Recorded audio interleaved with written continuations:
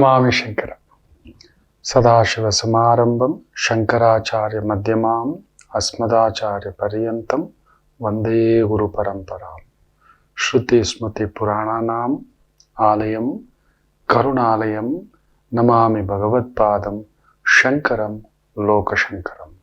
ನಾಡಿನ ಸಮಸ್ತ ವೀಕ್ಷಕ ಬಂಧುಗಳ ಪಾದಾರವಿಂದಗಳಿಗೆ ನನ್ನ ಶಿರಸಾಷ್ಟಾಂಗ ನಮಸ್ಕಾರಗಳು. ಎಲ್ಲರಿಗೂ ಶುಭೋದಯ. ಮಾತೃದೇವೋಭವ. ಬನ್ನಿ ಇವತ್ತಿನ ಪಂಚಾಂಗ ಫಲ ನೋಡೋಣ. 14ನೇ ತಾರೀಕು ಜನವರಿ 2025 ಗುರುವಾರ. ಶುಕ್ರೋದಿ ನಾಮ ಸಂವತ್ಸರೆ, ಉತ್ತರಾಯಣೆ, ಹೇಮಂತ ಋತು, ಪೌಷ ಮಾಸೆ, ಕೃಷ್ಣ ಪಕ್ಷದ ತೃತೀಯ ತಿಥಿ, ಆಶ್ಲೇಷ ನಕ್ಷತ್ರ, ಆಯುಷ್ಮಾನ್ ಯೋಗ, ವಣಿಜಕರಣ. ಇವತ್ತಿನ ಪಂಚಾಂಗ ಫಲ ದುಷ್ಟ ಮುಹೂರ್ತ ಅನ್ನತಕ್ಕಂಥದ್ದು ನೋಡೋಣ.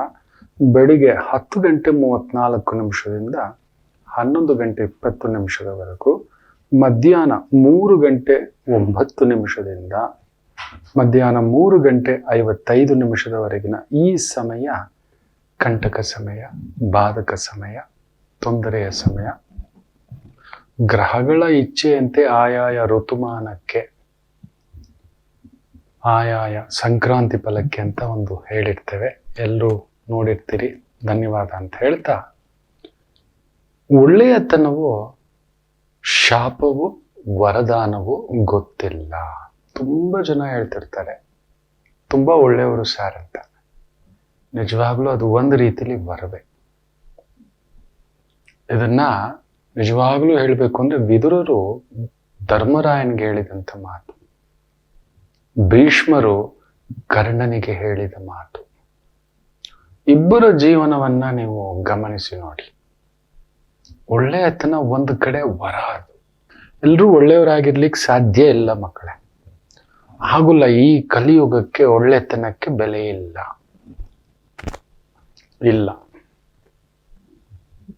ಕಲಿಯುಗ ಏನ್ ಗೊತ್ತಾ, ತಿಂದಾಕುತ್ತೆ ನಮ್ಮನ್ನ. ನನ್ನ ಅನುಭವ, ಸಾವಿರಾರಲ್ಲ ಲಕ್ಷಾಂತರ ಜಾತಕಗಳ ಪರಾಮರ್ಶೆ ಮಾಡಿ ಹೇಳ್ತಿದ್ದೇನೆ. ಜಾತಕ ಅಲ್ಲ, ಲಕ್ಷಾಂತರ ಜನಗಳ ಜೊತೆ ಒಡನಾಟ ಇಟ್ಟು ಮಾತಾಡ್ತಿದ್ದೇನೆ. ಅವ್ರ ಜೊತೆ ನಿತ್ಯ 100 ಜನರ ಆ ಒಂದು ಸಮಸ್ಯೆ, ಪ್ರಶ್ನೆ, ಉತ್ತರ, ಅಲ್ಲೊಂದು ಓಡಾಟ ನೋಡಿದ್ದೇನಲ್ವಾ. ಒಳ್ಳೆಯತನ ಅನ್ನೋದು ವರವೇ. ಅದು ನಿಮಗೆ ಮಾತ್ರ. ನೀವು ನಿಮಗೆ, ನಿಮ್ಮವ್ರಿಗೆ ಮಾತ್ರ ಒಳ್ಳೆಯವರಾಗಿ, ನಿಮ್ಮ ಕುಟುಂಬಕ್ಕೆ ಒಳ್ಳೆಯವರಾಗಿರಿ. ಅದು ಧರ್ಮ. ಒಳ್ಳೆಯತನ ಅನ್ನೋದು ಒಂದು ಧರ್ಮ. ನನ್ನವನು, ನನ್ನ ಹೆಂಡತಿ, ನನ್ನ ಮಗು, ನನ್ನ ಕುಟುಂಬ ಇರ್ಲಿ. ಅಲ್ಲೊಂದು 100 ಮಾತು ಬರ್ಲಿ, ಕೆಟ್ಟದಾಗಿ ತಗೋಬೇಡಿ. ನನ್ನ ಧರ್ಮಪತ್ನಿ ಏನಾದ್ರೂ ನನ್ಗೊಂದು ಹೇಳ್ತಾಳೆ ಅಂದ್ರೆ ಅದ್ರಲ್ಲೊಂದು ಅರ್ಥ ಇರುತ್ತೆ. It's a protection.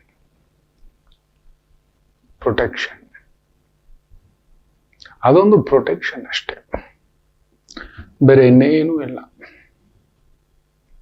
ಅರ್ಥ ಮಾಡ್ಕೊಳ್ಳಿ. ಅದನ್ನ ಕೆಟ್ಟದಾಗಿ ತಗೋಬೇಡಿ. ಯಾಕಂದ್ರೆ ನಿಮ್ಮ ಒಳ್ಳೆಯತನವನ್ನ ದುರುಪಯೋಗ ಮಾಡ್ಕೊಳ್ತಿರೋದು ಫಸ್ಟ್ ಕಣ್ಣಿಗೆ ರಾಚೋದು ನಿಮ್ಮ ಹತ್ತಿರದಲ್ಲಿ. ನಿಮ್ಮ ಒಳ್ಳೆಯತನವನ್ನ ಬಯಸ್ತಕ್ಕಂಥ ವ್ಯಕ್ತಿಗಳಿಗೇನೆ. ನೆನಪಲ್ಲಿ ಇಟ್ಕೊಳ್ಳಿ. ಅವ್ರಿಗೆ ಅದೊಂದು ದಾವಂತ ಹೋಟೆಲ್ ಕೆಂಡ ಇಟ್ಟಾಗುತ್ತೆ. ಹೇಗೆ ಬಳಸ್ಕೋತಿದ್ದಾರೆ, ತಿಂದ ಅನ್ನ ತಟ್ಟೆನೆ ಕಸ್ಕೊಂಡು ಹೋಗ್ತಿದ್ದಾರೆ, ಅನ್ನ ಕಸಿತಿದ್ದಾರೆ, ವ್ಯಕ್ತಿತ್ವ ಕಸಿತಿದ್ದಾರೆ ಅನ್ನತಕ್ಕಂಥದ್ದು. ಹೌದು, ತುಂಬಾ ಒಳ್ಳೆಯವರಾಗಿರೋದು ಕಲಿಯುಗಕ್ಕೆ ಬರೀ ನಿಮ್ಮವರಿಗಿರಿ ಅಷ್ಟೇ. ನಿಮ್ಮ ಕೈಯಲ್ಲಿ ಆಗಿದೆಯಾ, ನಿಮ್ಮ ಒಳ್ಳೆಯತನದಿಂದ ಒಂದಷ್ಟು ಸಹಾಯ ಮಾಡಿ ಸಾಕು.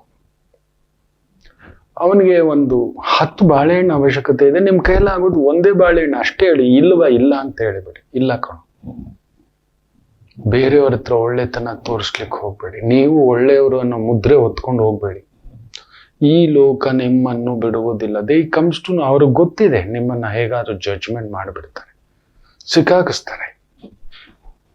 ಖಂಡಿತ ಹೇಳ್ತಾನೆ, ಸಿಕ್ಕಾಕಿಸ್ತಾರೆ. ಮನುಷ್ಯನಷ್ಟು ಒಂಥರ ದುರ್ಗಮ ಪ್ರಪಂಚ. ಅವನನ್ನು ಅರ್ಥ ಮಾಡ್ಕೊಳ್ಳೋದೇ ಆಗೋಲ್ಲ. ಯಾವಾಗ ಕೆಟ್ಟವನಾಗ್ತಾನೋ ಗೊತ್ತಿಲ್ಲ, ಯಾವಾಗ ಬಳಸ್ಕೊಳ್ಳಿಕ್ಕೆ ಶುರು ಆಗ್ತಾನೋ ಗೊತ್ತಿಲ್ಲ.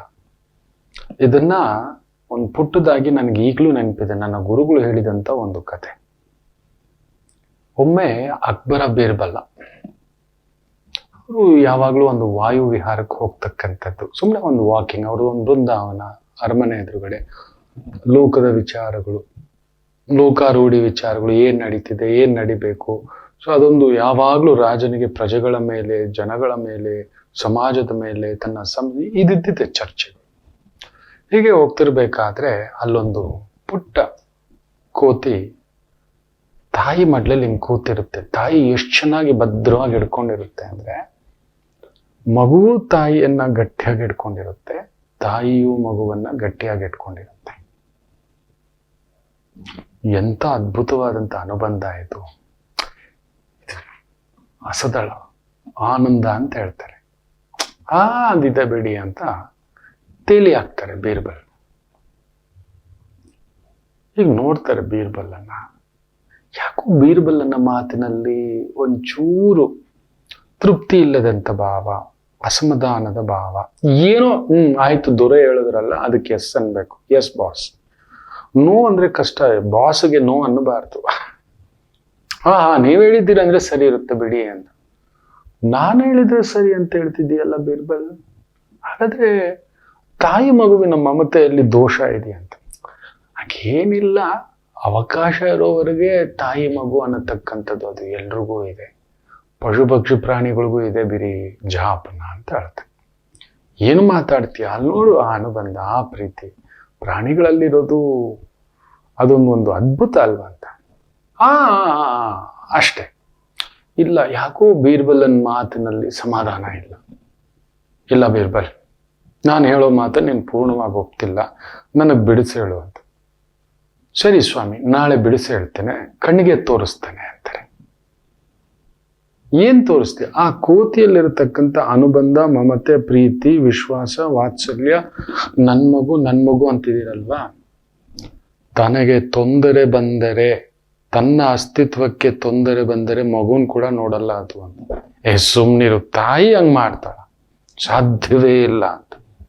ಸರಿ, ನಾಳೆ ವ್ಯವಸ್ಥೆ ಮಾಡಿಸ್ತೀನಿ ಬಿಡಿ ಜಾಪನ, ನೀವೇ ನೇರವಾಗಿ ನೋಡಿ ಬರುತ್ತೆ ದೊರೆಗಳೇ ಅಂತ. ಅಕ್ಬರ್ನಿಗೆ ನಿದ್ರೆ ಇಲ್ಲ.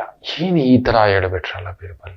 ಅಂದ್ರೆ ಒಂದು ವ್ಯಕ್ತಿ ಅಷ್ಟು ಕಟುಕನಾಗ್ತಾನ, ತನ್ನ ಅಸ್ತಿತ್ವಕ್ಕೆ ಧಕ್ಕೆ ಬಂದ್ರೆ ತನ್ನವರು ಅನ್ನೋದು ಕೂಡ ನೋಡೋದಿಲ್ವಾ? ತನ್ನ ಸ್ವಾರ್ಥಕ್ಕೆ ಬಂದ್ಬಿಟ್ರೆ, ಬೀರ್ಬಲ್ ಹೇಳೋದು ಅದ್ರ ಅರ್ಥ ಹಾಗೆ. ತಾನು ಮಾತ್ರ ಇರಬೇಕು, ತಾನು ಬದುಕಬೇಕು ಅನ್ನೋದೊಂದು ಬಂದ್ರೆ ಯಾರನ್ನೂ ಬಿಡುವುದಿಲ್ಲ ಅನ್ನೋದರ ಅರ್ಥ ಅದು. ತಲೆ ಕೆಟ್ಟೋಯ್ತು, ನಿದ್ದೆ ಇಲ್ಲ. ಬೆಳಿಗ್ಗೆ ಎದ್ರು ಯಾಕೋ ಅನ್ಕಂಫರ್ಟಬಲ್. ಸಂಜೆ ಅಷ್ಟೊತ್ತಿಗೆ ಬೀರ್ಬಲ್ ಬಂದ್ರು. ಬನ್ನಿ ಜಹಾಪನ, ವ್ಯವಸ್ಥೆ ಆಗಿದೆ, ಹೋಗೋಣ ಅಂತ. ಏನ್ ಮಾಡಿದ್ದಾರೆ, ಅಲ್ಲಿ ಹೋದಾಗ ಒಂದು ತೊಟ್ಟಿ, ನೀರಿನ ತೊಟ್ಟಿ, ಅಲ್ಲೊಂದು ಏನ್ ಮಾಡಿದ್ದಾರೆ ಅಂದ್ರೆ, ಮೇಲಕ್ಕೆ ಎದ್ದು ಹೊರಗಡೆ ಬರದ ಹಾಗೆ ಒಂದು ಜಾಲರ ಹಾಕ್ಬಿಟ್ಟಿದ್ದಾರೆ. ಆ ಕೋತಿನ ಹಿಡ್ಕೊಂಡಿದ್ದಾರೆ ಮಗು ಸಮೇತ. ಆ ತೊಟ್ಟಿಲ್ ಹಾಕಿದ್ರು ನೀರಿಲ್ಲ, ಸ್ವಲ್ಪ ನೀರಿದೆ ಅಷ್ಟೆ. ಕಿರಿಸ್ತಿದೆ ಅದು, ತನ್ನ ಮಗುನ ಇಟ್ಕೊಂಡು, ನನ್ ಮಗುಗೇನೋ ಮಾಡಿಬಿಡ್ತೀರಾ ಅಂತ. ನೋಡ್ದ ಬೀರ್ಬಲ್, ಏನ್ ಮಾತಾಡ್ತಿದ್ದೀನಿ, ನಾನು ನಿನ್ನೆ ಹೇಳಿದ್ದೆ ನಡೀತಿದ್ದೆ. ಆಯ್ತು ಜಹಾಪನ, ಆಯ್ತು, ನಿಮ್ಮ ಮಾತು ಸರಿ ಇದೆ, ನಾನು ತೋರಿಸ್ತೇನೆ ಅನ್ನಲ್ಲ. ಸ್ವಲ್ಪ ನೀರ್ ಹಾಕಪ್ಪ. ಆ ತೊಟ್ಟಿಗೆ ನೀರ್ ಹಾಕ್ತಾ ಬಂದು, ಏನು ಕೋತಿ ಜಿಗಿಯುತ್ತೆ, ಮೇಲಕ್ಕೆ ಬರೋಕ್ ಆಗ್ತಿಲ್ಲ, ಅದಕ್ಕೆ ಮಗುನ್ ಕಾಪಾಡ್ಲಿಕ್ಕೆ ಆಗ್ತಿಲ್ಲ, ತನ್ನನ್ನು ಕಾಪಾಡ್ಕೊಳಕ್ಕೂ ಆಗ್ತಿಲ್ಲ.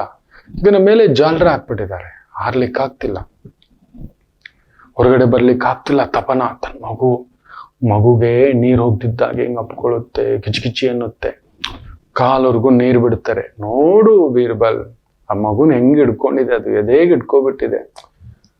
ಸುಮ್ಮನೆ ಇದ್ದಾರೆ ಬೀರ್ಬಲ್. ಮತ್ತೆ ನೀರು ಒಂದಷ್ಟು ಬಿಟ್ರು, ಸೊಂಟದವರೆಗೂ ಬಂತು. ಮಗುನಿಗೆ ಇಟ್ಕೊಂಡಿತ್ತಲ್ಲ, ಹೀಗೆ ಎತ್ಕೊಂತು ಅದು. ಅಕ್ಬರ್ ನೋಡ್ತಿದ್ದಾರೆ. ಬೀರ್ಬಲ್ ಮುಖದಲ್ಲಿ ಅದೊಂದು ಸಣ್ಣ ನಗು. ಹಾಗೇ ನೀರು ಬಿಟ್ರು, ಸೊಂಟದಿಂದ ಎಲ್ಲವರೆಗೂ ಬಂತು. ಮಗುನ ಇಲ್ಲಿ ಇಟ್ಕೊಂತು ಅದು. ಆ ಮಗು ಕಿರಿಸಿದೆ, ಅಮ್ಮ ಅಮ್ಮ ಕಾಪಾಡು, ಅಮ್ಮ ಅಮ್ಮ ಅಮ್ಮ, ನಾನು ಹೋಗ್ಬಿಡ್ತೀನಿ. ಒಂದು ತಾಯಿ ಅಲ್ಲಿ ಒದ್ದಾಡ್ತಿದೆ ತನ್ನ ಮಗು ಅಂತ. ಹಾಗೇ ನೀರು ಎಲ್ಲವರೆಗೂ ಬಿಟ್ರು, ಮಗುನ ಹಿಂಗೆ ಇಟ್ಕೊಂತು. ಎಲ್ಲವರೆಗೂ ಬಿಟ್ರು, ಮಗುನ ನೆತ್ತಿ ಮೇಲೆ ಇಟ್ಕೊಂತು. ನೋಡ್ದ ಬೀರ್ಬಲ್, ಅಲ್ಲಿ ನೋಡು ಅದರ ಮಮತೆ, ಅದರ ವಾತ್ಸಲ್ಯ, ಅದರ ಅನುಬಂಧ, ನನ್ನ ಮಗು ಅಂತ. ಬೀರ್ಬಲ್, ಆಯ್ತು ಜಹಾಪನ, ಆಯ್ತು ದೊರೆಗಳೇ, ನೀವು ಸರಿಯೇ. ಒಳ್ಳೆಯತನ ಶಾಪ, ಹೇಳಿದ್ರೆ ಅರ್ಥ ಆಗ್ತಿಲ್ಲಲ್ಲ, ಈಗ ಬಿಡೋ ಜೋರಾಗಿ ನೀರು ಅಂತ. ಎಲ್ಲಿಗೆ ಬಂತು ಹಿಂಗಿಟ್ಕೊಂತು ಮಗುನ, ತನ್ನ ಕಾಲಿನಲ್ಲಿ ಬೆರಳುಗಳ ಮೇಲೆ ನಿಂತ್ಕೊಂಡು ಹಿಂಗ್ ಎತ್ಕೊಂತು. ಅಕ್ಬರು, ಅಯ್ಯೋ ಬಿಟ್ಬಿಡು ಬೀರ್ಬಲ್, ನೀವು ನೋಡಿ ಮಹಾಸ್ವಾಮಿ ನಾನು ತೋರಿಸ್ತೀನಿ ಅನ್ನಲ್ಲ ಅಂತ ಹೇಳಿ ಜೋರಾಗಿ ನೀರು ಬಿಟ್ರು. ಇಲ್ಲಿಗೆ ತುಂಬಿಡ್ತು ತಲೆಗೆ. ಈಗ ಮಗು ಹಿಂಗೆ ಇಟ್ಕೊಂಡಿತ್ತಲ್ಲ ಕೋತಿ, ಕುಣಿತಿದೆ, ಹಾರ್ತಿದೆ, ಆಗ್ತಿಲ್ಲ. 2-3 ಸಲ ಜಿಗಿತು. ನೀರ್ ತೆಗಿಯಪ್ಪ, ನೀರ್ ತೆಗಿಯಪ್ಪ, 1 ನಿಮಿಷ ಇರಿ ನಾನು ವ್ಯವಸ್ಥೆ ಮಾಡಿದ್ದೀನಿ ಅಂತ. ನೋಡ್ತಿದ್ರೆ ಅಲ್ಲೊಂದು ವಿಚಿತ್ರ ನಡೀತು. ಯಾವ ಮಗುವನ್ನ ತನ್ನ ಪ್ರಾಣಕ್ಕಿಂತಲೂ ಹೆಚ್ಚಾಗಿ ಪ್ರೀತಿಸ್ತಿತ್ತೋ ಆ ಕೋತಿ ಮಗುವನ್ನ ಕಾಲ್ ಕೆಳಗಡೆ ಹಾಕೊಂಡು ಅದ್ರ ಮೇಲೆ ನಿಂತ್ಕೊಂಡು ತಾನು ಪಾರಾಗಲು ನೋಡ್ತು. ಏನ್ ನಡೀತಿದೆ ಬೀರ್ಬಲ್ ಅನ್ನೋಷ್ಟು ನೀರ್ ಕಿತ್ತು ಬಿಸಾಕಿದ್ರು. 2 ಉಳ್ಕೊಂತು. ಮಗುಗೆ ಅರ್ಥ ಆಗ್ಲಿಲ್ಲ ಏನ್ ಮಾಡ್ತು ನಮ್ಮಮ್ಮ ಅಂತ. ಕೆಳಗಡೆ ಹಾಕಿ ಮಗುವಿನ ಮೇಲೆ ತಾಯಿ ನಿಂತಿದೆ. ಅದಕ್ಕೆ ಜೀವ ಹೋಗೋಕ್ ಮೊದಲು ಕಾಪಾಡಿದ್ರು, ರಕ್ಷಿಸಿದ್ರು, ತಗೊಂಡೋಗ್ಬಿಟ್ರು. ಏನು ಬೀರ್ಬಲ್? ಹೌದು ಮಹಾಸ್ವಾಮಿ, ತನ್ನ ಅಸ್ತಿತ್ವಕ್ಕೆ ಪ್ರಶ್ನೆ ಬಂದ್ರೆ ಎಲ್ರೂ ಅಷ್ಟೇ. ಎದುರುಗಡೆ ಯಾರಿದ್ದಾರೆ, ನನ್ನ ಮಗು, ನನ್ನ ಮನೆ, ನನ್ನ ಕುಟುಂಬ, ಅವ್ನು ನನಗೆ ಜೀವ ಕೊಟ್ಟಿದ್ದ, ನನಗೆ ಪ್ರಾಣ ಕೊಟ್ಟಿದ್ದ, ನನಗೆ ರಕ್ಷಣೆ, ತಾನು ಬದುಕಬೇಕು ಅಂದರೆ ಈ ಒಂದು ಸ್ವಾರ್ಥ ಪ್ರಪಂಚದಲ್ಲಿ ಅಪರೂಪ, ಯಾರೋ ಕೋಟಿಗೊಬ್ಬ, ಯಾರೋ, ಇದು ಎಲ್ರಿಗೂ ಇರೋದೆ. ತುಳಿದೇ ನಿಲ್ಲೋ, ತನ್ನವ್ರನ್ನೇ ತುಳಿದು ಬಿಡ್ತಾನೆ, ನೆನ್ಪಿಟ್ಕೊಳ್ಳಿ ಜಾಪನ ಅಂತ ಕಣ್ಣಲ್ಲಿ ನೀರು ಹಾಕೋಬಿಟ್ರಂತೆ. ಇದೇ ಸತ್ಯ ಮಕ್ಕಳು. ತಾನು ಚೆನ್ನಾಗಿರ್ಬೇಕು ಅಂದ್ರೆ ಯಾರನ್ನೂ ನೋಡಲ್ಲ ಮನುಷ್ಯ. ನೆನಪಿಟ್ಟುಕೊಳ್ಳಿ, ಇದನ್ನ ಬರೆದಿಟ್ಕೊಳ್ಳಿ. ಒಳ್ಳೆಯತನ ಅನ್ನೋದು ವರ ಅಂತ ನೀವು ಅನ್ಕೋತೀರಿ ಮಕ್ಕಳೇ, ಅದೊಂದು ಶಾಪವೇ. ಅದರಿಂದ ನಿಮ್ ಕೈಯಲ್ಲಿ ಆಯ್ತಾ ಒಂದಷ್ಟು ಸಹಾಯ ಮಾಡಿ ಸುಮ್ಮನಿದ್ಬಿಡಿ. ನನ್ನ ಕೈಯಲ್ಲಿ ಇಷ್ಟೇ ಕಣು, ದಟ್ಸ್ ಇಟ್. ಬೇಡ, ಅದು ಶಾಪವಾಗ್ಬಿಡುತ್ತೆ, ನಿಮ್ಮನ್ನು ತಿಂದಾಕ್ಬಿಡುತ್ತೆ. ನಿಮ್ಮ ಒಳ್ಳೆಯತನವನ್ನ ಯಾರಿಗೂ ಬೇಕಿಲ್ಲ. ಹೋಗಲು ತಿರುಗಿ ಕೂಡ ನೋಡಲ್ಲ ಮಕ್ಕಳೇ, ತಿರುಗಿ ಕೂಡ ನೋಡುವುದಿಲ್ಲ. ನಾನು ನೋಡಿದ್ದೇನೆ, ನಮ್ಮ ಗುರುಗಳೊಬ್ರು ಇದ್ದಾರೆ, ಅವರು ಒಂದು ಗೈಡೆನ್ಸ್ ಇದೆಯಲ್ಲ, ತುಂಬಾ ದೊಡ್ಡ ದೊಡ್ಡ ಕೋಟೀಶ್ವರರಾಗಿದ್ದಾರೆ. ರಸ್ತೆಯಲ್ಲಿದ್ದವರು ಕೋಟೀಶ್ವರರಾಗಿದ್ದಾರೆ. ಈ ಪುಣ್ಯಾತ್ಮ ಒಂದು ಮರದ ಕೆಳಗಡೆ ಇದ್ದಾರೆ. ನಾನು ನೋಡಿದ್ದೇನೆ ಆ ಗುರುವನ್ನ, ಯಾವತ್ತೂ ಬಯಸಿಲ್ಲ. ಬಂದವರು ಮತ್ತೆ ಮತ್ತೆ ಸಜೆಷನ್ ತಗೋತಾರೆ, ಸಲಹೆ ತಗೋತಾರೆ. ಅವರ ಸಲಹೆ, ಗೈಡೆನ್ಸ್, ಮಾರ್ಗದರ್ಶನ ಅವರನ್ನ ಕಡಿಮೆ ಅಂದ್ರೆ ಒಬ್ಬೊಬ್ರು 50 ಕೋಟಿಗಿದ್ದಾರೆ. ಇವ್ರಿಗೆ ಉಳಿಲಿಕ್ಕೆ ಒಂದು ಮನೆ ಇಲ್ಲ, ಓಡಾಡ್ಲಿಕ್ಕೆ ಒಂದು ಗಾಡಿ, ಒಂದು ಸಪುಟ್ಟು ಗಾಡಿ ಇಟ್ಕೊಂಡಿದ್ರೆ. ಮನೆ ನಡೀತಿದೆ ದೈವಾನುಗ್ರಹದಿಂದ. ದಾರಿ ತೋರಿಸೋ ಗುರುವಿಗೆ ಭಗವಂತ ದಾರಿ ಇಲ್ಲಿರಲ್ವಾ, ಅವ್ನು ನಿಂತೇ ಇರ್ತಾನೆ. ಆದ್ರೆ ಯಾರಿಗೂ ಇಷ್ಟು ಜನಕ್ಕೂ ಒಂದು ಕಡಿಮೆ ಅಂದ್ರೂ 100 ಜನರನ್ನ ಕೋಟೀಶ್ವರರನ್ನಾಗಿ ಮಾಡಿದ್ದಾರೆ. ಶತಕೋಟೀಶ್ವರರನ್ನ 100 ಕೋಟಿಗೆ ಮಾಡಿಟ್ಟಿದ್ದಾರೆ ಅವರ ಗೈಡೆನ್ಸ್. ಗುರುಗಳೇ, ನಿಮ್ಮಿಂದ ಒಳ್ಳೇದಾಗಿದೆ, ತಗೊಳ್ಳಿ ಒಂದು ಪುಟ್ಟ ಮನೆ, ನೀವು ಬಾಡಿಗೆ ಮನೆಯಲ್ಲಿದ್ದೀರಿ, ಬನ್ನಿ ಗುರುಗಳೇ. ಎಸ್ಟೇಟ್ ಇದೆ. ಒಬ್ಬ ವ್ಯಕ್ತಿ ಅಂತೂ 100 ಕೋಟಿಯ ಮನೆ ಕಟ್ಟಿದ್ದಾರೆ. ತಗೊಳ್ಳಿ ಗುರುಗಳೇ ಒಂದು. ಯಾರು ಅವರ ಹತ್ರ ಬಂದು ನಿಮಗೇನ್ ಬೇಕು, ನಾವಿದ್ದೇವೆ ಗುರುಗಳೇ, ನಿಮ್ಮಿಂದ ಬೆಳೆದಿದ್ದೇವೆ. ನಾನು ನೋಡಿದ್ದೇನೆ ಆ ಗುರುಗಳನ್ನ, ನೋಡಿದ್ದಾನೆ ಮಕ್ಕಳೇ. ಆ ಗುರು ಹಾಗೇ ಇದ್ದಾರೆ. ಆ ಮುಖದಲ್ಲಿ ಒಂದು ನೆರಿಗೆ ಇಲ್ಲ. ಕೇಳಿದ್ರೆ ನಾನು ಬಯಸಿದ್ರೆ ಅಲ್ವೇನೋ. ಗುರುಗಳೇ, ನೀವು ಹೇಳಿದಾಗೆ ನಿಮ್ಮ ಒಳ್ಳೆತನವೇ ನಿಮಗೆ ಶಾಪ ಆಗ್ಬಿಟ್ಟಿದೆ. ನೀವು ಗುರು ಹೇಗೋ ಕೇಳೋದು, ಆ ಗುರು ಹೆಂಗೋ ಕೇಳ್ತಾನೆ. ಗುರು ದಾರಿ ತೋರ್ಸೋದು ಗೊತ್ತಿದೆಯೇ ವಿನಃ ಯಾವತ್ತು ಗುರು ಬಂದು ಕೇಳುವುದಿಲ್ಲ, ಗುರು ಯಾಚಿಸುವುದಿಲ್ಲ. ಇದು rule number 1 and rule number 100. ನೆನ್ಪಿಟ್ಕೊಳ್ಳಿ. ಲೀಡರ್ ಯಾವತ್ತೂ ಕೇಳಲ್ಲ, ಯಾಚಿಸಲ್ಲ, ತನ್ನ ಹಿಂದ್ಗಡೆ ಎಲ್ಲ ಬರಬೇಕು. ಒಂದು ಗುರುವು, ದೇವರು, ಗುರು ಹಿಂದ್ಗಡೆಯೇ ಎಲ್ರೂ ಬರ್ಬೇಕು. ಅವ್ರು ಹೋಗಲ್ಲ, ಹೋಗ್ಬಾರ್ದು, ಕೇಳಬಾರ್ದು. ಎಷ್ಟೇ ಇದ್ದರು ನಾನು ತೃಪ್ತಿ ಇದ್ದೇನೆ, ನನ್ನ ಗುರುಗಳಿಂದ ಕಲಿತ ಮಾತದು, ನಾನು ತೃಪ್ತನಿದ್ದೇನೆ ಅಂತಾನೆ ಹೇಳ್ತಾನೆ. I am happy to be whatever I am. Yes, ಒಳ್ಳೆಯತನ ವರವೋ ಶಾಪವೋ ಅವ್ರಿಗೆ ಒಳ್ಳೇದಾಗುತ್ತೋ ಇಲ್ಲ ಕೆಟ್ಟದಾಗುತ್ತೋ ಅನ್ನೋದಕ್ಕಿಂತ ತಪ್ಪು ತಿಳ್ಕೋಬೇಡಿ, ಒಳ್ಳೆಯವರಿಗೆ ಬರೋ ಒಂದು ಪುಟ್ಟ ಅಪವಾದ ಏನ್ ಗೊತ್ತಾ, ನೀನು ಕೆಟ್ಟವನೇ ಅಂತ. ಬದುಕ್ಲೆ ಗೊತ್ತಿಲ್ದಿದ್ದ. ಹೌದು, ನಿಮ್ಮ ಒಳ್ಳೆತನ ನೀವೆಲ್ಲ ಕಳ್ಕೊಂಡ್ರಿ, ನೀವು ಹೋಗಿ ಮಾತಾಡಿ, ನನ್ನ ಹತ್ರ ಬಂದು ಹೇಳ್ತೀಯ ನೀನು? ಬಳಸ್ಕೊಂಡ್ರು, ಬಿಸಾಕೊಂಡ್ರು, ತಗೊಂಡ್ರು, ದೋಚ್ಕೊಂಡ್ರು, ಬಾಚ್ಕೊಂಡ್ರು. ದಿಸ್ ಇಸ್ ದಿ ಟ್ರೂತ್ ಮಕ್ಕಳೇ. ನೀವು ಕೇಳಿ ನೋಡಿ, ನೀವು ಕೆಟ್ಟವರೇ. ಕೊಟ್ಟಿದ್ದಕ್ಕೆ ನೀವು ಕೇಳಿಲ್ಲ, ಯಾಕೀಗ ಮಾಡಿದೆ ದುರ್ಬಳಕೆ ಅಂತ ಕೇಳಿದ್ದಕ್ಕೆ ಇದೇನಿದು ಅಂತ. ನೀವು ಅಕೌಂಟ್ಸ್ ಕೇಳಿ ನೋಡಿ, ನೀವು ಲೆಕ್ಕ ಕೇಳಿ ನೋಡಿ, ಯಾರಾದರೂ ಸರಿಯೇ. ಅದಕ್ಕೆ ನಾನು ಹೇಳ್ತಿರ್ತೇನೆ, ಒಳ್ಳೆತನ ನಿಮ್ಮ ಮನೆಗಿರ್ಲಿ ಅಂತ. ಅಮ್ಮನ ಹತ್ರ ಲೆಕ್ಕ ಕೇಳೋ ಆಗಿಲ್ಲ, ಅಪ್ಪನ ಹತ್ರ ಲೆಕ್ಕ ಇಟ್ಕೊಳ್ಳೋ ಆಗಿಲ್ಲ. ಪತ್ನಿ ಹತ್ರನೂ ಅಷ್ಟೇ. ಯಜಮಾನ್ರಿಗೆ ನಾನು ಅದು ಮಾಡಿದೆ, ಅದು ಇಲ್ಲ. ಪತ್ನಿಗೂ ಅಷ್ಟೇ, ಕೊಟ್ಟಿದ್ ಲೆಕ್ಕ ಕೇಳಬಾರ್ದು. ನಾನು ತಿಂಗಳಿಗೆ ಇಷ್ಟು ಕೊಟ್ಟಿದ್ನಲ್ಲ, ಇಲ್ಲ. ಆಕೆ ಮನೆಗೆ ಬಳಸಿರ್ತಾಳೆ. ನಮ್ಮ ಮಕ್ಕಳು ಒಂದು ಹಂತದವರೆಗೂ, ಆಮೇಲೆ ಬಿಡಿ, ಅವ್ರನ್ನ ಕೇಳೋಕ್ ಹೋದ್ರು ಅದು ಬರುತ್ತೆ. ನೀವು ಕೆಟ್ಟವರಾಗ್ತೀರಿ. ಏನೋ ಮಾಡಿದೆ, ನಿನ್ ಫೀಸ್ ಇಷ್ಟು ಕಟ್ಟಿದೆ, ಕರೆಕ್ಟಾಗಿ ಓದಿದ್ಯಾ ಮಾಡಿದ್ಯಾ ಅನ್ನತಕ್ಕಂಥದ್ದು. ನೀವು ಕೆಟ್ಟವರೇ. ನೀವು ಕೇಳಿದಾಗ ಕೆಟ್ಟವರೇ, ನೆನಪಿಟ್ಟುಕೊಳ್ಳಿ. ತುಂಬಾ ಒಳ್ಳೆತನಕ್ಕೆ ಬರುವ ಒಂದು ದೊಡ್ಡ ಬಿರುದು ಏನು ಗೊತ್ತಾ? ಕೆಟ್ಟವ. ಕೇಳಿದ್ರಲ್ಲ, ಅವನು ತುಂಬಾ ಲೆಕ್ಕಾಚಾರಪ್ಪ, ಅವನು ಕೇಳಿಬಿಟ್ಟ, ಬಿಡಲ್ಲ ಅವನು. ಅವನಿಗೆ ಅದೊಂದು ಅಪವಾದ. ಕೇಳಿದರೆ, yes, what is this, how come this is happen. ಕೇಳಿದ್ರೆ ಸುಮ್ಮನಿದ್ರೆ ನೀವು ಒಳ್ಳೆಯವನಿಗೆ ಬರೋ ಅಪವಾದ, ಅದು ಶಾಪ, ವರ ಬಿಟ್ಬಿಡಿ. ಕೆಟ್ಟವನೆಂಬ ಬಿರುದು ಮಾತ್ರ ನಿಶ್ಚಿತ.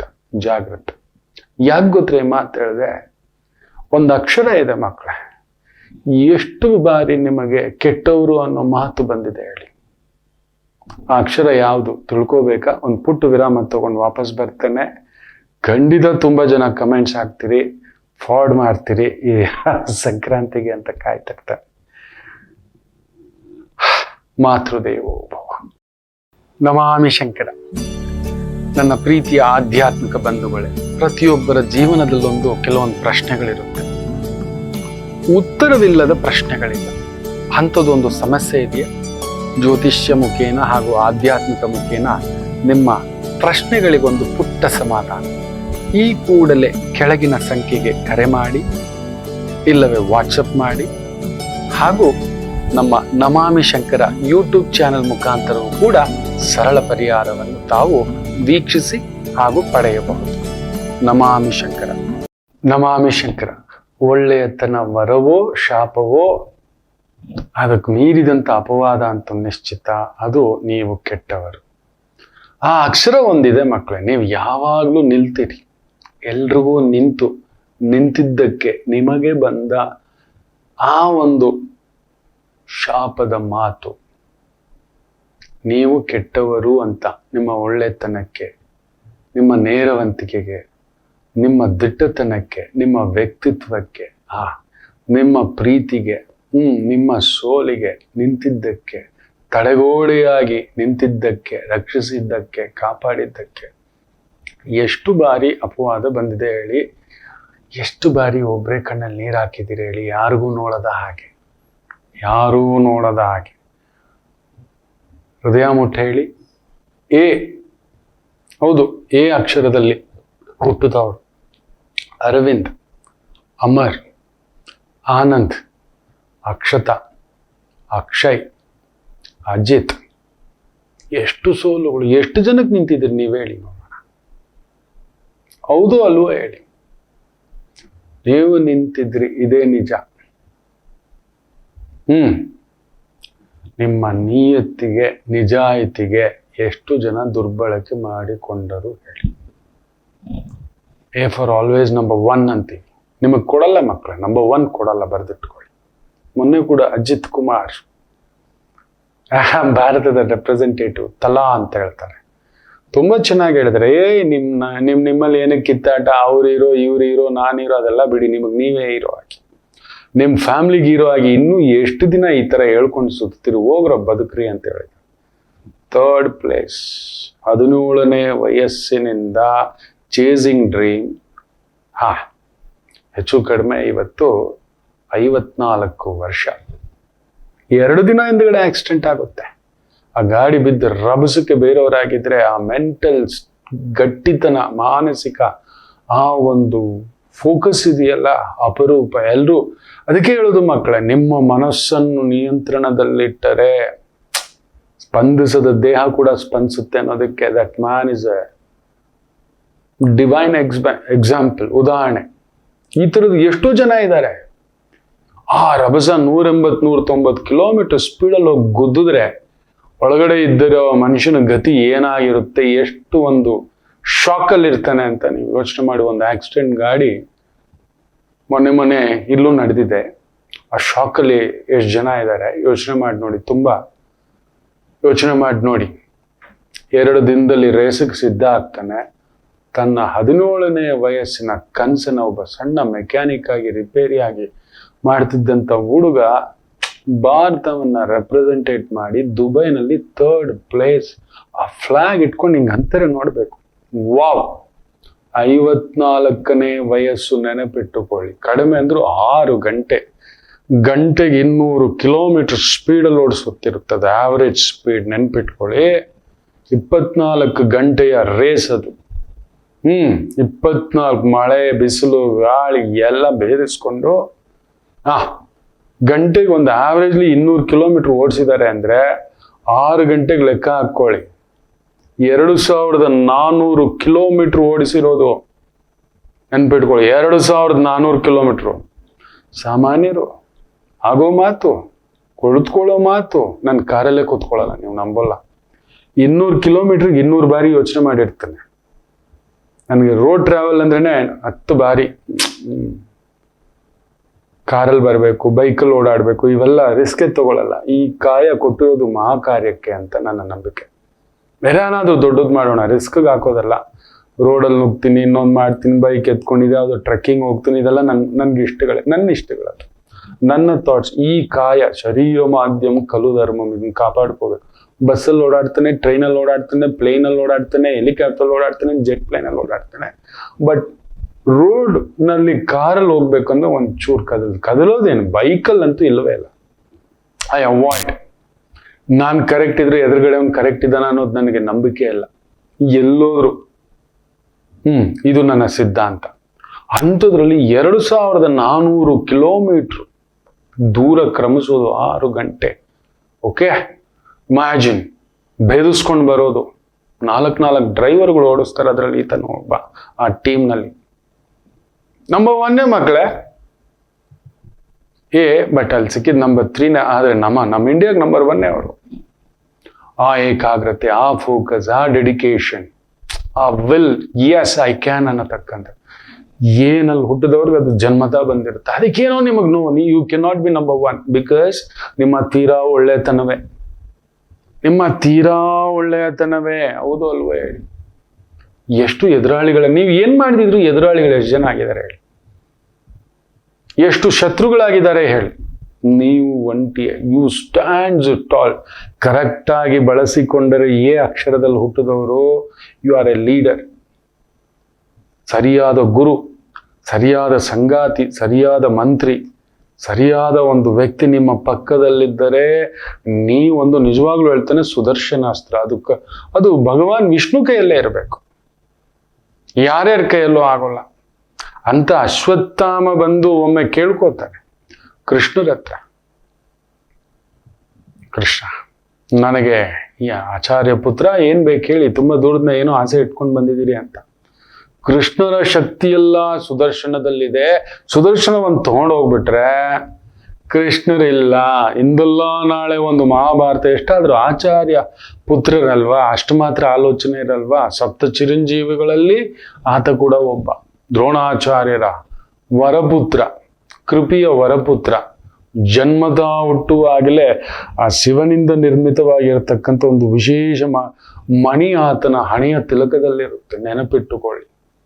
ಅದನ್ನೇ ಕಿತ್ತಾಕೋದು ಕೃಷ್ಣರು ಮಹಾಭಾರತದ ಕಟ್ಟಗಡೆಯ ಪರ್ವದಲ್ಲಿ ಕಿತ್ತು ಹೋಗು ಶಾಪಗ್ರಸ್ತನಾಗಿ ಅಂತ ಕಳಿಸೋದು ಅಶ್ವತ್ಥಾಮನನ್ನ. ಅಂತ ಅಶ್ವತ್ಥಾಮ ಭಗವಾನ್ ಕೃಷ್ಣರ ಹತ್ರ, ಶ್ರೀಕೃಷ್ಣರ ಹತ್ರ ಬಂದು ನನಗೆ ಸುದರ್ಶನ ಬೇಕಿತ್ತು ಅಂತ. ಹೌದಾ, ಅಷ್ಟೇ ತಾನೆ, ಆಚಾರ್ಯ ಪುತ್ರ ಅಲ್ವಾ, ಹೋಗು ಅಲ್ಲಿ ಇಟ್ಟಿದ್ದ ಆಯುಧಾಗಾರದಲ್ಲಿದೆ, ಹೋಗಿ ತಗೊಂಡು ಅಂತ. ಓಹೋ, ತಾನು ಆಚಾರ್ಯ ಪುತ್ರ, ಅಸದಳ ಶಕ್ತಿ, ಅಖಂಡ ಶಕ್ತಿ, ಶಿವನಿಂದ ವರಗರ್ವಿತ ಪುತ್ರ, ನೆನಪಿಟ್ಟುಕೊಳ್ಳಿ, ಸಾಮಾನ್ಯನಲ್ಲ. ಅಶ್ವತ್ಥಾಮನ ಮುಂದ್ಗಡೆ ಕರೆಕ್ಟಾಗಿ ನಿಂತು ಯುದ್ಧ ಮಾಡಿದ್ರೆ ಸೋಲ್ಸೋರಿಲ್ಲ. ನೆನಪಿಟ್ಕೊಳ್ಳಿ, ನಾರಾಯಣ ಅಸ್ತ್ರವನ್ನ ಇಟ್ಕೊಂಡಿರ್ತಕ್ಕಂಥವ. ಅಂತ ಒಂದು ಅಶ್ವತ್ಥಾಮ ಹೋಗಿ ಒಂದು ಕೂದಲು ಕೂಡ ನಲಗಿಸೋಕ್ಕಾಗಲ್ಲ ಸುದರ್ಶನ ಚಕ್ರವನ್ನ. ಏನು ಮಾಡಿದ್ರು ಕದಲಿಸ್ಲಿಕ್ಕಾಗಲ್ಲ. ಏನಿದು ಅಂತ ಸುಸ್ತಾಗಿ ಬೇವತ್ತು ಚಿತ್ತಾಗಿ ಬಂದು ಕೃಷ್ಣರ ಹತ್ರ ಬಂದು ಕೂತ್ಕೋತಾರೆ. ಸ್ವಾಮಿ, ಏನು ಮಾಡಿದ್ರು ಕದಲಿಕ್ಕಾಗ್ಲಿಲ್ಲ, ಏನಿದು ಅರ್ಥ ಆಗಿದೆ?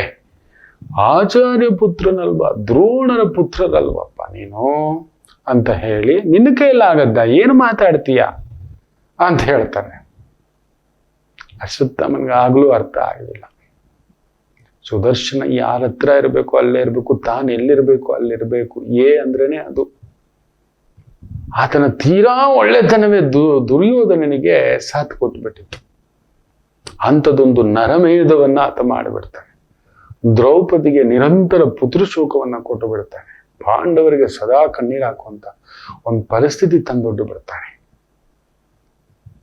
ಆಯುಧಾಗಾರಕ್ಕೆ ಕರ್ಕೊಂಡು ಹೋಗ್ತಾರೆ ಕೃಷ್ಣರು. ಕಿರು ಬೆರಳಲ್ಲಿ ಸುಮ್ಮನೆ ಹಿಂಗಂತ ಸರಕ್ಕಂದ್ ಬಂದು ಕೂತ್ಕೊಳ್ಳುತ್ತೆ ಅದು. ಏನಪ್ಪ ಮಾತಾಡ್ತೀಯ ನೀವು? ಆಗ ಭಗವಾನ್ ಶಕ್ತಿಯ ಅರ್ಥ ಆಯ್ತು ಆತನಿಗೆ. ತಾನು ಎಲ್ಲಿರಬೇಕು, ತನ್ನ ಶಕ್ತಿಯನ್ನು ಅಂದ್ರೇನೆ ಅದು. ನಿಮ್ಮಷ್ಟು ಒಳ್ಳೆಯವರಿಲ್ಲ.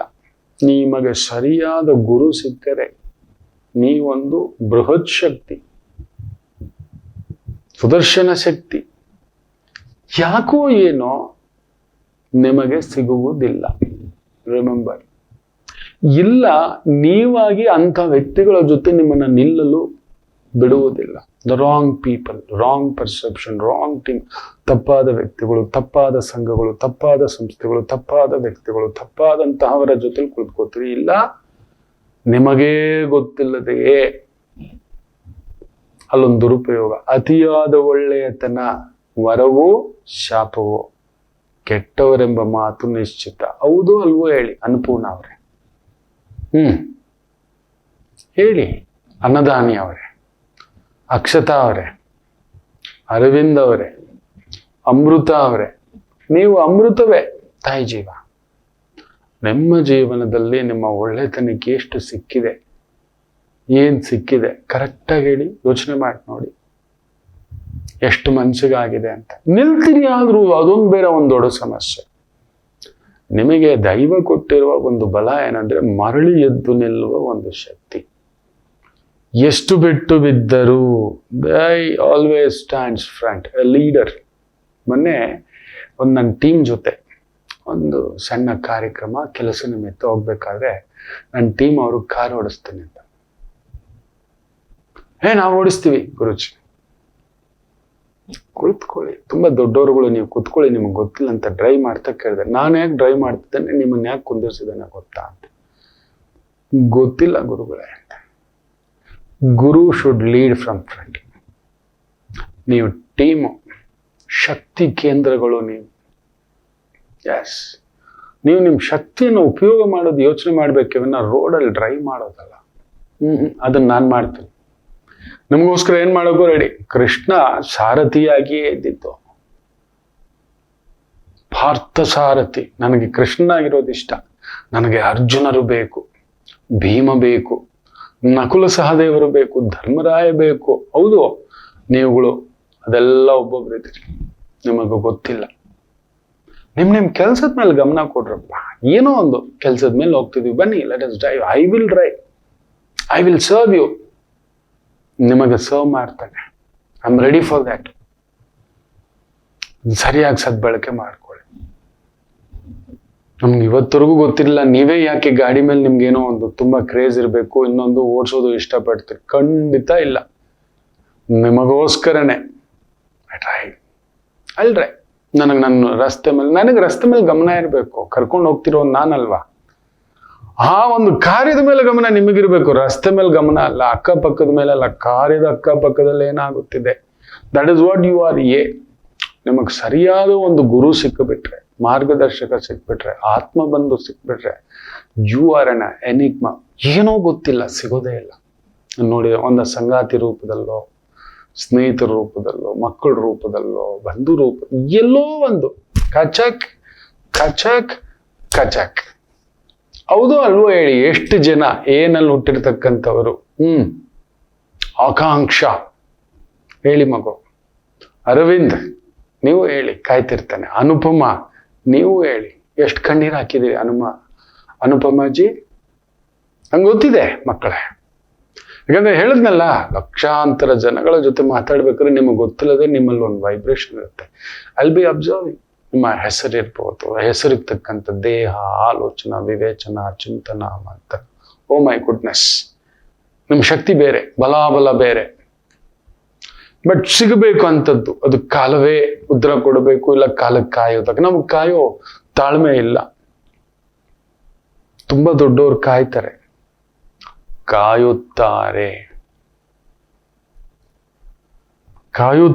ಒಳ್ಳೇದಕ್ಕಾದ್ರು. ಒಂದು ಗಿಡ ಹಾಕಿದ ಮೇಲೆ ಆ ಕೆಚ್ಚಲಿಗೆ ಕೊಡ್ಲಿ ಹಾಕೋದಲ್ಲ, ಆ ಬುಡಕ್ಕೆ ಕೊಡ್ಲಿ ಹಾಕೋದಲ್ಲ, ವರ್ಷಗಟ್ಟಲೆ ಕಾಯುತ್ತಾರೆ. ಅದಕ್ಕೆ ಹಣ್ಣು ಕೊಡೋದದು. ಸೊ ನಿಮ್ಮನ್ನು ಕಾಯಲಿಕ್ಕೆ ಪ್ರಕೃತಿ ಬಿಟ್ಟಿರಲ್ಲ, ಅದೊಂದು ಆಗಿರುತ್ತೆ ದುರಂತಗಳು. ಅದಕ್ಕೆ ನೀವು ಕೆಟ್ಟವರೆಂಬ, ಅದಕ್ಕೆ ಆಗೋದಿಲ್ಲ. ನಿಮ್ಮ ಆ ಬಿದ್ದ ಏಟುಗಳಿಗೆ ಸಿಡಿದು ಬಿಡುತ್ತೀರಿ, ನಿಮ್ಮವರಿಂದ ದೂರ ಆಗ್ಬಿಡ್ತೀರಿ. ಹತ್ತಿರದವರಿಂದಲೇ ನೀವು ಜಡ್ಜ್ಮೆಂಟಲ್ಲಿ ರಾಂಗ್ ಮಾಡ್ಕೋಬಿಡ್ತೀರಿ. ಹೌದೋ ಅಲ್ವೋ ಹೇಳಿ? ಕಾಯ್ತಿರ್ತಾನೆ. ಅಕ್ಷರದವರ ನಿಮ್ಮ ಬಲ ನನಗೆ ಮಾತ್ರ ಗೊತ್ತು. ಸರಿಯಾದ ಒಂದು ಸನ್ನೆ ಸಿಕ್ಕರೆ ನೀವು ಜಗತ್ತನ್ನ ಆಳಬಲ್ರಿ. ಆಳಿದರೂ ಕುಟುಂಬದಲ್ಲಿ ನೀವು ಆಲ್ವೇಸ್ ನಂಬರ್ 2ನೇ, ಹತ್ತಿರದವ್ರ ಹತ್ರ ನಂಬರ್ 3ನೇ. ಏನೋ ಒಂದು ಇಟ್ಟಿರ್ತಾನೆ, ಯಾರನ್ನೋ ಒಬ್ಬರನ್ನು ಕಳ್ಕೊಂಡಿರ್ತೀರಿ ನಿಮ್ಮ ಪಯಣದಲ್ಲಿ. ತುಂಬಾ ಹತ್ತಿರದವರನ್ನು ಏನೋ ಒಂದು ಕಳೆದು ಪಕ್ಕಕ್ಕೆ ತೆಗೆದಿಟ್ಟಿರ್ತಾನೆ. ಹೌದು ಅಲ್ವೋ? ಕಾಯ್ತಿರ್ತಾನೆ ಫಾರ್ ಯುವರ್ ವೈಬ್ರೇಷನ್. ಒಂದು ಪುಟ್ಟ ವಿರಾಮ, ಮತ್ತಷ್ಟು ಮಾತಾಡೋಣ, ವಾಪಸ್ ಬರೋಣ. ಮಾತೃದೇವೋ ಭವ. ನಮಾಮಿ ಶಂಕರ. ನನ್ನ ಪ್ರೀತಿಯ ಆಧ್ಯಾತ್ಮಿಕ ಬಂಧುಗಳೇ, ಪ್ರತಿಯೊಬ್ಬರ ಜೀವನದಲ್ಲೊಂದು ಕೆಲವೊಂದು ಪ್ರಶ್ನೆಗಳಿರುತ್ತೆ, ಉತ್ತರವಿಲ್ಲದ ಪ್ರಶ್ನೆಗಳಿಲ್ಲ. ಅಂಥದ್ದೊಂದು ಸಮಸ್ಯೆ ಇದೆಯಾ? ಜ್ಯೋತಿಷ್ಯ ಮುಖೇನ ಹಾಗೂ ಆಧ್ಯಾತ್ಮಿಕ ಮುಖೇನ ನಿಮ್ಮ ಪ್ರಶ್ನೆಗಳಿಗೊಂದು ಪುಟ್ಟ ಸಮಾಧಾನ. ಈ ಕೂಡಲೇ ಕೆಳಗಿನ ಸಂಖ್ಯೆಗೆ ಕರೆ ಮಾಡಿ, ಇಲ್ಲವೇ ವಾಟ್ಸಪ್ ಮಾಡಿ, ಹಾಗೂ ನಮ್ಮ ನಮಾಮಿ ಶಂಕರ ಯೂಟ್ಯೂಬ್ ಚಾನೆಲ್ ಮುಖಾಂತರವೂ ಕೂಡ ಸರಳ ಪರಿಹಾರವನ್ನು ತಾವು ವೀಕ್ಷಿಸಿ ಹಾಗೂ ಪಡೆಯಬಹುದು. ನಮಾಮಿ ಶಂಕರ. ನಮಾಮಿ ಶಂಕರ. ಆಶ್ಲೇಷ ನಕ್ಷತ್ರ, ಬುಧನ ನಕ್ಷತ್ರ, ಬುದ್ಧಿ ನಕ್ಷತ್ರ, ವಾಣಿ ನಕ್ಷತ್ರ, ಸರಸ್ವತಿ ನಕ್ಷತ್ರ, ಸರಸ್ವತಿ ಕಾರಕ, ವಾಣಿ ಕಾರಕ, ಲೆಕ್ಕಾಚಾರ ಕಾರಕ, ಮಾತಿನ ಕಾರಕ, ಎಲ್ಲದಕ್ಕೂ ಕಾರಕತ್ವ. ಚರ್ಮಕಾರಕ, ಕೂದಲು ಕಾರಕ, ಆಯ್ತು, ನರ್ವಸ್ ಕಾರಕ, ಒತ್ತಡ ಕಾರಕ, ಗಾಬರಿ ಕಾರಕ. ಇವುಗಳಿಗೆಲ್ಲ ಸೂಚಿಸ್ತಕ್ಕಂಥ ಶಕ್ತಿ. ಮೇಷರಾಶಿ. ಚಂದ್ರ ಬುಧನ್ ಸಾರದಲ್ಲಿದ್ದಾನೆ. ಸಮಥಿಂಗ್ ಬುದ್ಧಿ ಕೆಡಿಸೋದು ಮಾಡಿಸ್ತಾನೆ. ಹುಷಾರಾಗಿದೆ. ಯಾಕಂದ್ರೆ ಬುಧ ಒಂಟಿಯಾಗಿದ್ದಾನೆ. ಒಂಟಿ ಬುಧ ಇರಬಾರ್ದು. ಮಕ್ಕಳು ಅವರಷ್ಟು ಚುರುಕಿನ್ಯಾರೂ ಇಲ್ಲ ಅಂತ, ಅದಕ್ಕೆ ಅವನ್ನ ಬಿಟ್ಟಿರಲ್ಲ. ಅವ್ರು ಏನಾದ್ರೂ ಒಂದು ತರಲೆ ಮಾಡ್ತಿರ್ತಾರೆ. ಈ ವಯಸ್ಸಾದವರು ಹಂಗೆ ಮರುವು ಸಿಕ್ಕಾಪಟ್ಟೆ. ಚಿಕ್ಕ ಮಕ್ಕಳಿಗೆ ನೆನಪಿನ ಶಕ್ತಿ ಅಗಾಧ. ವಯಸ್ಸಾದ ಕಾಲದಲ್ಲಿ ಶನಿ ಇದ್ರೆ ಚಿಕ್ಕ ಮಕ್ಕಳ ಕಾರಕತ್ವದಲ್ಲಿ ಬುಧ ಇರ್ತಾನೆ. ಅಂಥದ್ದೊಂದು ಶಕ್ತಿ. ಅದಕ್ಕೆ ಮಕ್ಕಳ ಪಕ್ಕದಲ್ಲಿ ಇರ್ಬೇಕು. ಏನೋ ಮಾಡ್ತಾರೆ, ಬಿಡ್ತಾರೆ ಒಳಗಡೆ. ಇದು ತಿವು ತಿಂದ್ರೆ ಹೆಂಗೆ, ಕಚ್ಚು ತಿಂದ್ರೆ ಹೆಂಗೆ, ಜಜ್ಜು ತಿಂದ್ರೆ ಹೆಂಗೆ. ಅಲ್ಲಿದೆ ನೋಡ ತರಲೆ ಅಂತ ಹೇಳ್ತೀವಲ್ಲ, ಆ ತರ ತುಂಬ ಇದೆ. ಜಾಗ್ರತೆ. ಬುಧನ ಭಾವದಲ್ಲಿ ಚಂದ್ರನಿರೋದರಿಂದ, ಒಂಟಿ ಬುಧ ಇರೋದ್ರಿಂದ ಸ್ವಲ್ಪ ತರಲೆ ಇದೆ. ಬೇರೆಯವ್ರ ಮಾತುಗಳು, ಗಾಳಿ ಮಾತುಗಳು, ಊಹಾಪೋಹ ಮಾತುಗಳು ನಿಮ್ಮನ್ನ ವಿವೇಚನೆ ಕೆಡಿಸ್ತಕ್ಕಂಥದ್ದು ಸ್ವಲ್ಪ ಮಾಡಿಸುತ್ತೆ. ಎಚ್ಚರಿಕೆ, ದುಡುಕ್ಬೇಡಿ, ಎಚ್ಚರಿಕೆ, ನಿಧಾನ ಮಾಡಿ. ಯಾರಾದ್ರೂ ತುಂಬಾ ಅನುಭವಸ್ಥರ ಹತ್ರ ಕುತ್ಕೊಂಬೇಡಿ. ಗೊತ್ತಾಗ್ತಿಲ್ಲ ಏನ್ ಮಾತಾಡೋದು, ಗೊತ್ತಾಗ್ತಿಲ್ಲ ಏನ್ ಹೇಳೋದು, ಗೊತ್ತಾಗ್ತಿಲ್ಲ ಏನ್ ಡಿಸಿಷನ್ ಮಾಡೋದು ಅಂದ್ರೆ ಏನೂ ಆಗೋಲ್ಲ. ಏನ್ ರಾಜ್ಯ ಬಿಟ್ಟು ಹೋಗಲ್ಲ, ನಿಮ್ಗೆ ಏನ್ ಬರ್ಬೇಕು ಬರುತ್ತೆ. ವೈಟ್, ಡೋಂಟ್ ರಶ್ ಅಷ್ಟೇ. ಇನ್ನು ವಿಶೇಷವಾಗಿ ವೃಷಭ ರಾಶಿ,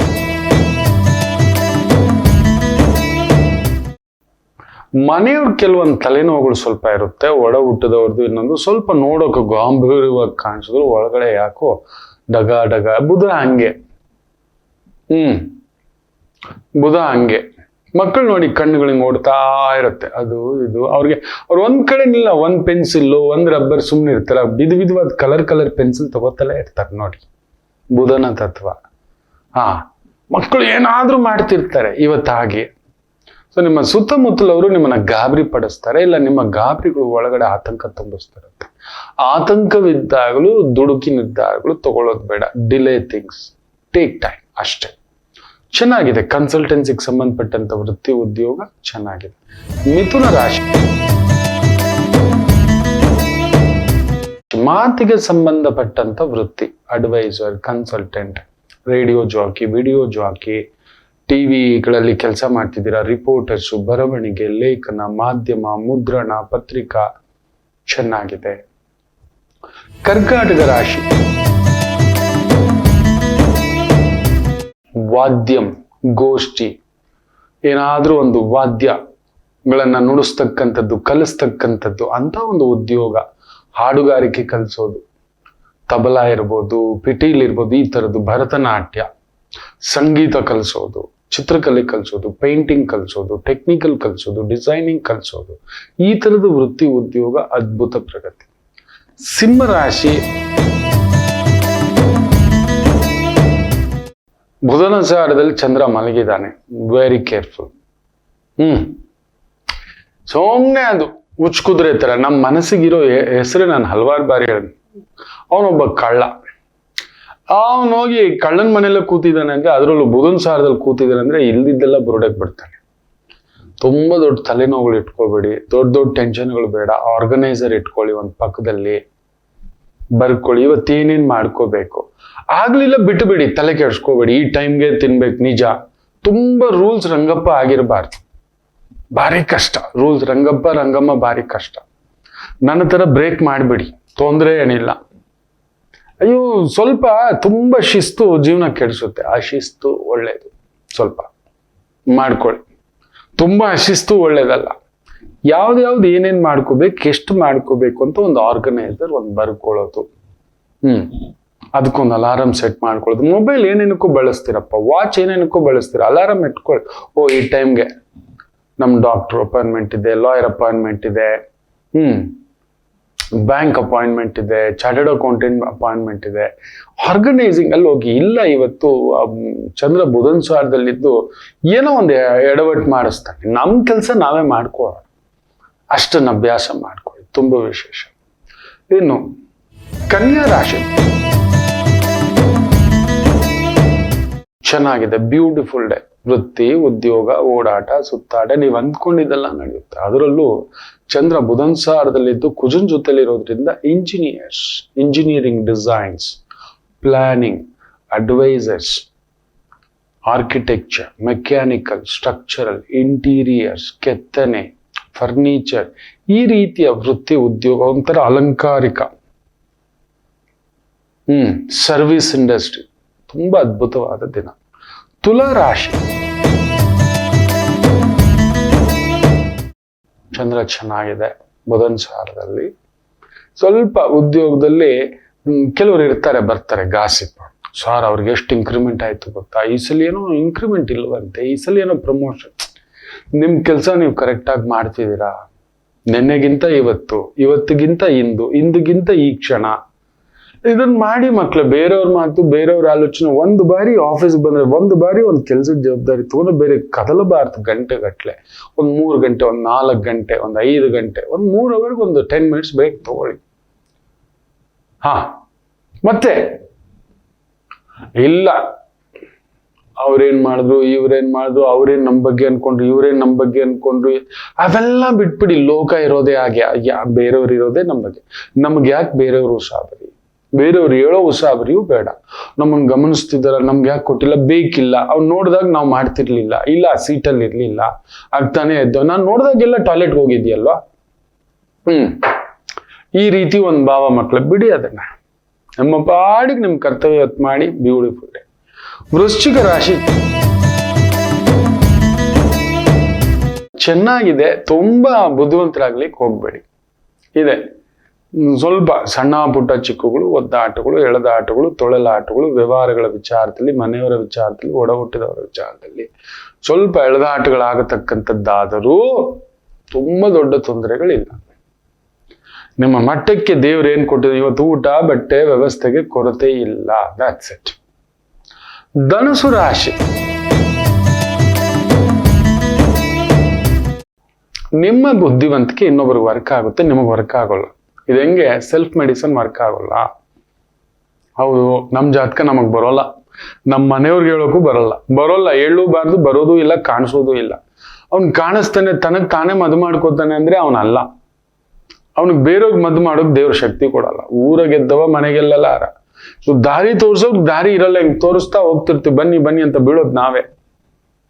ನಿಮ್ಗೆ ಆತರ ಇವತ್ತು ನಿಮ್ಮ ಅಡ್ವೈಸ್ ಎಲ್ಲ ಬೇರೆಯವ್ರಿಗೆ ಅರ್ಥ ಆಗುತ್ತೆ. ನಿಮಗ್ ತುಂಬಾ ಅಪ್ಲೈ ಮಾಡ್ಕೊಳಕ್ ಹೋಗ್ಬಿಡು. ತುಂಬಾ ಸಿಸ್ಟಮ್ಯಾಟಿಕ್, ಇಷ್ಟೊತ್ತಿಗೆ ತೊಳ್ಬೇಕು, ಇಷ್ಟೊತ್ತಿಗೆ ಎಕ್ಸಸೈಸ್, ಇಷ್ಟೇ ಡಯಟ್ ತಿನ್ಬೇಕು, ಇಷ್ಟೇ, ಅವೆಲ್ಲ ಆಗೋಲ್ಲ ರೀ. ಇದೇನ್ ಮೆಷಿನ? ಅವೆಲ್ಲ ಏನಿಲ್ಲ. ಸಮಾನವಾಗಿ BP ಇದೆ ಅಂದ್ರೆ ಅವ್ನು ಸತ್ತೋಗಿದ್ದಾನೆ ಅಂತ ಅರ್ಥ. ಸಮಾನವಾಗಿ ಉಸಿರಾಡ್ತಿದ್ದಾನೆ, ಬಂದಾಗಿದೆ ಉಸಿರು ಅಂತ ಅರ್ಥ. ಜರ್ ಅಂತಿದ್ರೇನೆ ಲೈಫು. ಅಪ್ಪು ಡೌನು ಇದ್ರೆ, ಇಲ್ಲ ನಂಗೆ ಕಷ್ಟನೇ ಬರಬಾರ್ದು, ನಂಗೆ ತೊಂದರೆನೇ ಬರಬಾರ್ದು, ನಂಗೆ ಅವಮಾನನೇ ಬರಬಾರ್ದು, ನಂಗೆ ನೋವು. ಜಗತ್ತಿನಲ್ಲಿ ಅದು ಯಾರು ಇಲ್ಲ, ಭಗವಂತನೇ ಬಿಟ್ಟಿಲ್ಲ. ಅದು ಭಗವಂತನನ್ನೇ ಜೈಲಲ್ಲಿ ಊಟ ಆಗಿ ಮಾಡ್ತು, ಅವರಮ್ಮ ಅಪ್ಪನ ಜೈಲಲ್ಲಿ ಇಟ್ಟಿತ್ತು. ಏನ್ ಮಾತಾಡ್ತೀರಾ? ಆತ ಸಾಯೋವಾಗ ಆತನಿಗೆ ಅಜ್ಜನೂ ಇದ್ದ, ಅಮ್ಮ ಅಪ್ಪನೂ ಇದ್ರು, ಮಕ್ಕಳು ಇದ್ರು, ಮೊಮ್ಮಕ್ಕಳು ಇದ್ರು. ಕೃಷ್ಣರಿಗೆ ಪುಣ್ಯಾತ್ಮ ಎಲ್ರನ್ನೂ ಬಿಟ್ಟು, ತನಗೆ ಗೊತ್ತು ತನ್ನವ್ರನ್ನೆಲ್ಲ ಬಿಟ್ಟು ಹೋಗೋ ಸಮಯ ಬಂದಿದೆ ಅಂತ ಜಸ್ಟ್ ವಾಕ್ಸ್ ಅವೇ ಅಷ್ಟೇ. ನಿಮ್ ಕೆಲಸ ಇವತ್ತು ನೀವು ಮಾಡ್ಕೊಂಡು ಹೋಗಿ. Beautiful day. ಬೇರೆದೆಲ್ಲ ತಲೆಗೆ ಬಿಟ್ಕೊಳಕ್ ಹೋಗ್ಬಿಡಿ. ದೊಡ್ಡ ರಿಸ್ಕಿನ ಕೆಲಸ ಕಾರ್ಯಗಳು ಬೇಡ. ಮಕರ ರಾಶಿ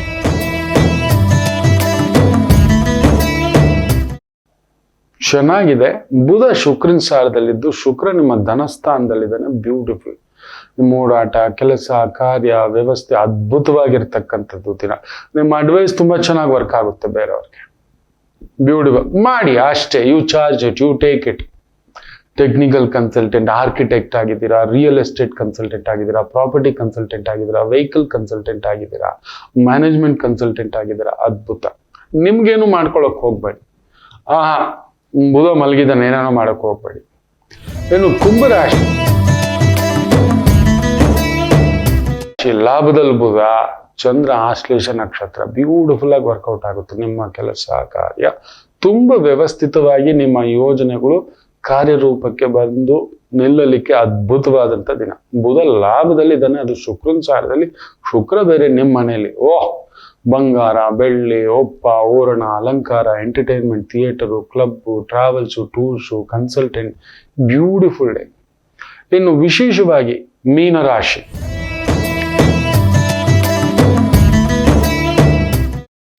ಚಂದ್ರ ಪಂಚಮದಲ್ಲಿ ಬುಧನ್ ಸಾರ. ಬುಧ ದಶಮದಲ್ಲಿದ್ದಾನೆ. ವೃತ್ತಿಗೆ ಸಂಬಂಧಪಟ್ಟಂತ ಕೆಲವೊಂದು ಟೆನ್ಷನ್ಸ್ ಇರುತ್ತೆ. ಫೈನಾನ್ಷಿಯಲ್ ಕನ್ಸಲ್ಟೆಂಟ್ ಆಗಿದ್ದೀರಾ, ಬ್ಯಾಂಕಿಂಗ್ ಕನ್ಸಲ್ಟೆಂಟ್ ಆಗಿದ್ದೀರಾ, ಇನ್ಕಮ್ ಟ್ಯಾಕ್ಸ್ ಡಿಪಾರ್ಟ್ಮೆಂಟ್ಗಳಲ್ಲಿ ಕೆಲಸ ಮಾಡ್ತಿದ್ದೀರಾ, ಬ್ಯಾಂಕ್ಗಳಲ್ಲಿ ಕೆಲಸ ಮಾಡ್ತಿದ್ದೀರಾ, ಲೇವಾದೇವಿಗೆ ಸಂಬಂಧಪಟ್ಟಂತ ಕೆಲಸ ಕಾರ್ಯಗಳಲ್ಲಿ ತೊಡಗಿಸ್ಕೊಂಡಿದ್ದೀರಾ, ಕಮಿಷನ್ ಏಜೆಂಟ್ ವ್ಯವಹಾರಗಳಲ್ಲಿ ತೊಡಗಿಸ್ಕೊಂಡಿದ್ದೀರಾ, ಸಮ್ ಪರ್ಸೆಂಟೇಜ್ ವ್ಯವಹಾರಗಳು.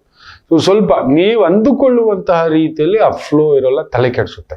ಸಣ್ಣ ಸಣ್ಣ ಮೊಳೆಗಳು ನಿಮ್ಗೆ ಗಾಯ ಮಾಡ್ತಕ್ಕಂಥದ್ದು, ಒಂಥರ ತಲೆ ಕೆಡಿಸ್ತಕ್ಕಂಥದ್ದು, ಹುಳ ಬಿಡ್ತಕ್ಕಂಥದ್ದು ಮಾಡುತ್ತೆ. ದೊಡ್ಡದ್ರ ಮೇಲೆ ಗಮನ ಇದ್ದಾಗ ಇದೆಲ್ಲ ಸಣ್ಣ ಪುಟ್ಟದ್ದು ನಿಶ್ಚಿತ. ದೊಡ್ಡ ಕಟ್ಟಡ ಕಟ್ಟುವಾಗ ಅಲ್ಲಲ್ಲಿ ಸಣ್ಣ ಸಣ್ಣ ಏರ್ ಕ್ರ್ಯಾಕ್ ಬಿಡುತ್ತೆ. ದೊಡ್ಡ ಮನೆ ಕಟ್ಟುವಾಗ ಅಲ್ಲೆಲ್ಲೋ ಒಂದು ಸಣ್ಣ ಪುಟ್ಟ ಸ್ವಿಚ್ ಬಾಕ್ಸ್ಗಳಲ್ಲಿ ಪ್ರಾಬ್ಲಮ್ ಇರುತ್ತೆ. ಅದನ್ನು ಪರ್ಫೆಕ್ಟ್ ಅಂದ್ರೆ ದೊಡ್ಡ ಬಿಲ್ಡಿಂಗ್ ನಿಂತ್ಕೊಳ್ಳಲ್ಲ. ಸುಮ್ಮನೆ ನೀವು ದೊಡ್ಡದ್ರ ಮೇಲೆ ಏಕಾಗ್ರತೆಯಿಂದ ಹೋಗಿ ಗೆಲ್ತೀರಿ. ಚಿಕ್ಕ ಚಿಕ್ಕ ವಿಚಾರ, ಚಿಕ್ಕ ವ್ಯಕ್ತಿಗಳ ವಿಚಾರ, ಇವೆಲ್ಲ ಯೋಚನೆ ಮಾಡೋದನ್ನ ಬಿಡಿ ಮಕ್ಕಳ. ಆನಂದವಾಗಿ ಇರ್ತೀರಿ. ಆಯ್ತು. ಎಲ್ಲರಿಗೂ ಒಳ್ಳೆಯದಾಗಲಿ. ಮಾತೃದೇವೋ ಭವ.